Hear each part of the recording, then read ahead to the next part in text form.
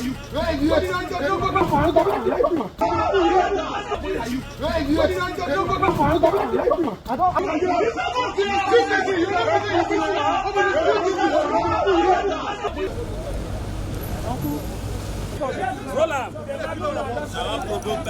wish to confirm the arrest of the factional chairman of the Labour Party of Nigeria, Mr Julius Abure, and I think 3 or 4 others.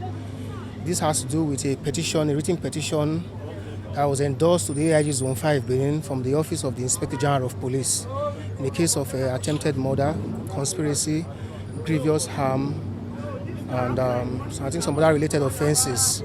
So based on that petition, he was arrested and the investigation is ongoing. He was just arrested today. Investigation is ongoing.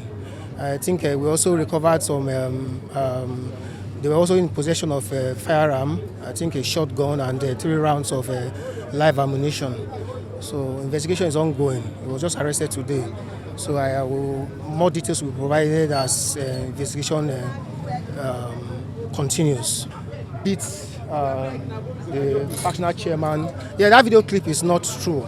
It was on the ground because some, I think whether is it policemen or some people that were attached to him, they tried to prevent the police from carrying out a lawful arrest. The police have powers to carry out a lawful arrest. I think that is something fishy. And I've said it before, there are some strange hands that want to truncate the Labour Party's election coming up on the 23rd February 2024.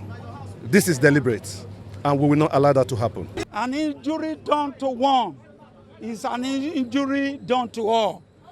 We are hearing that Akpata is behind this. I don't know how credible it is. We are hearing that a lot of people, they are behind this. The state chairman is being arrested. The youth leader is being arrested. Democracy is on trial here in Benin. We are aware that a lot of people have imported guns into Edo State. They want to cause mayhem. The new beast, must they get ticket of our party?